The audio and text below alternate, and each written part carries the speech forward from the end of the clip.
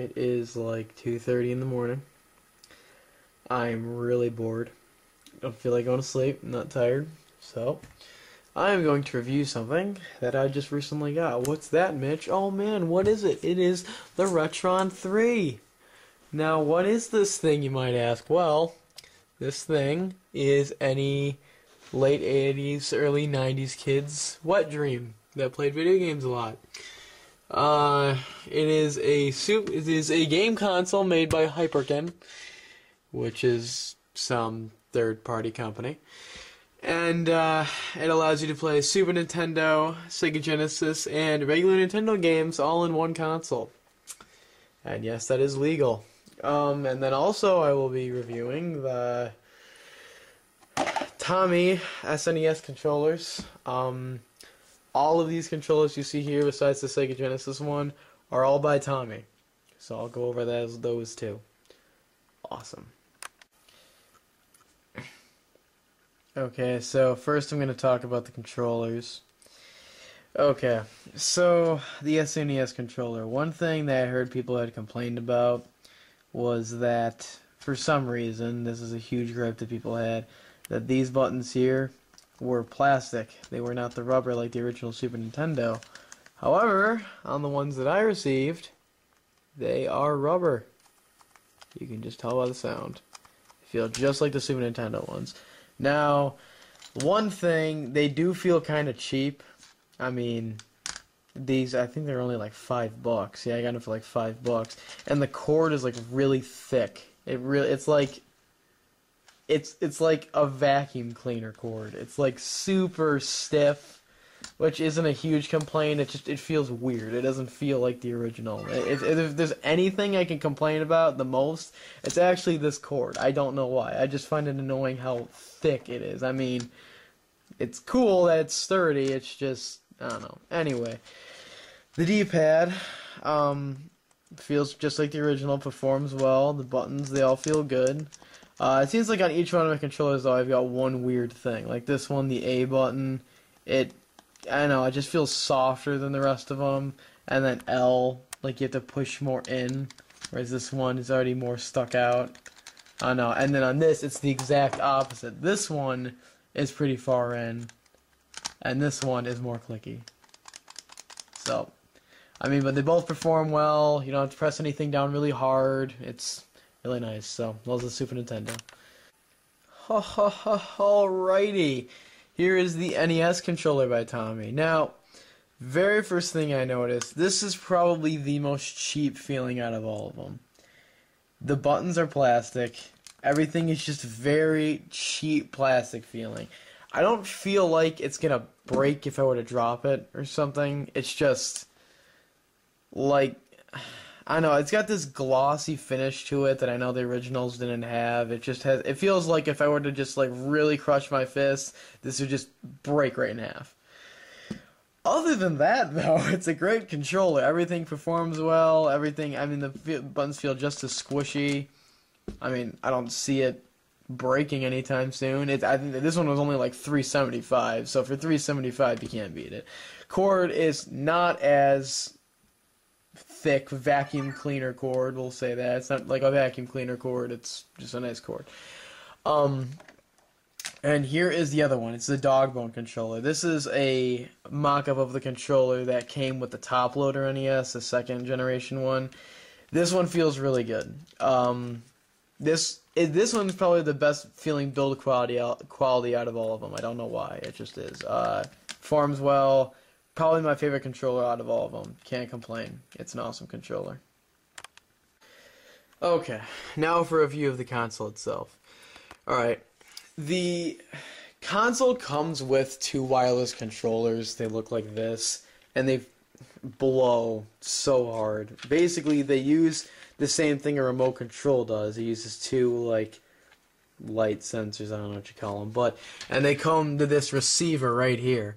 You have to be pointing it directly at the console for it to work, and no one's gonna do that. So, I mean, when you're in a heated game, who's gonna be pointing the controller right at the console? No one. So these things are garbage. That's why you have these.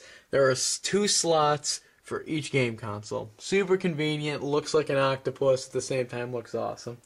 Alright, so first we will do SNES games. I have Super Mario World in right now.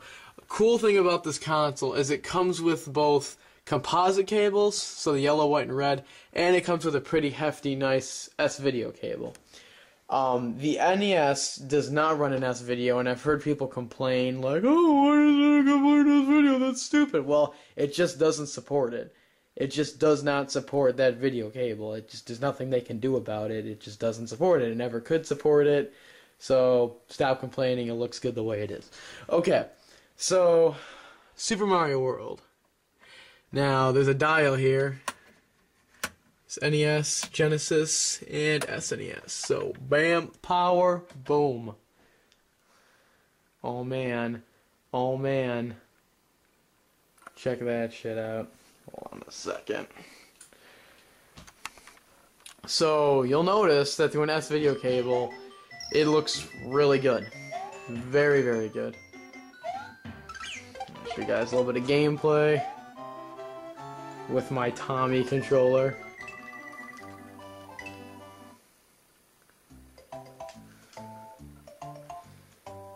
Let me go up here.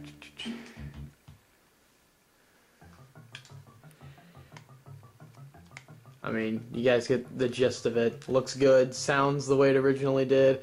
This probably has the best emulation. I mean, originally I kind of thought that this would all just be the original hardware. I mean, it's not.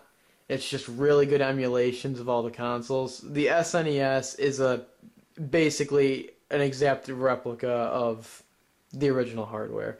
The Genesis and the NES, all the games work pretty much. The only game I know that does not work on the Genesis is, I think it's Virtual Racer.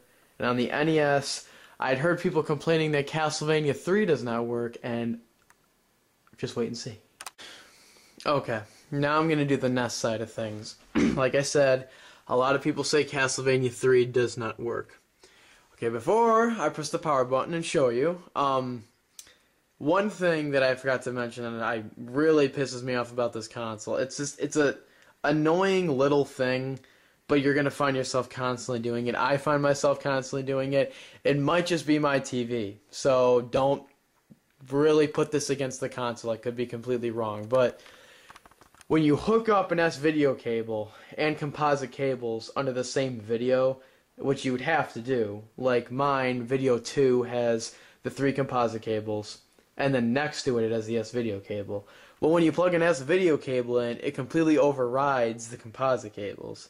So when you're playing Super Nintendo and Genesis games, it's running through S-video.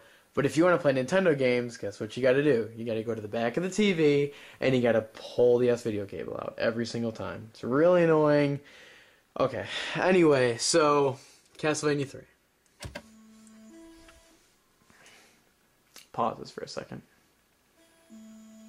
Oh man, look at that. It's working. Why is that? Well, after doing a little research, I found out as to why this console can play Castlevania 3 and why some others can't. This is the second version of the Retron 3. They do not even make the first version anymore. So finally, I think I'm going to be the very first person on YouTube to clarify this. This is version 2 of the Retron 3. Version 1 had a flip top to it. I guess there are extra pins that have to be read on Castlevania 3. There's also another game that has it. I can't remember which one it was. But anyway, this console has those pin connectors so it can read it. So, yeah, there we go. This is version 2. I guess version 2 also just has a better build quality overall. Some people were talking about that this second SNES controller port, like almost half of them didn't work. That's not the case anymore. Everything feels good.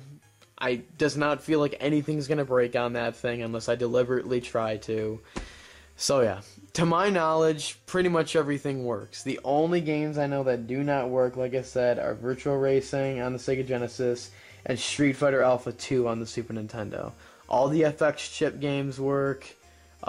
Anything with Mode 7, the SA1 and 2 chips, so games like Mega Man X, 1, 2, and 3, Kirby Superstar, any of those, Star Fox 64, Stunt Race FX, anything. It all works.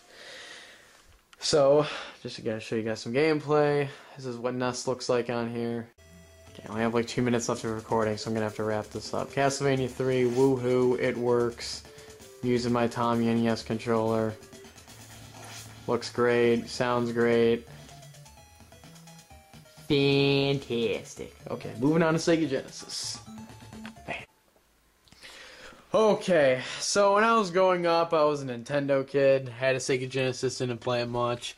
So right now, I only have one Sega Genesis game. I'm planning on getting more soon. I only have Pac-Man 2: The New Adventures, which nobody knows. I did like that game when I was a kid. A lot of people hated it, but doesn't matter. Just doing it to show you guys the emulation. So this, like I said, also runs through this video and makes it look a lot better.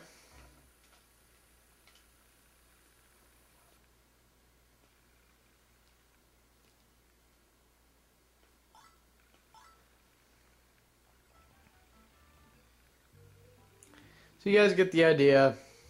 I mean, Sega Genesis and this video. It runs good. The only thing I've noticed about Sega Genesis, it's probably got the weirdest emulation out of all of them. The graphics always look fine. It's just some sounds sound kind of muffled. I mean, the Sega Genesis sounded like crap to begin with. And I mean, the sound processor on it blew ass. But yeah. Sega Genesis. There we go. Well, I hope I was helpful. Hope I cleared up some things to some people. Hope I interest you in getting these controllers in this console. So have a good one.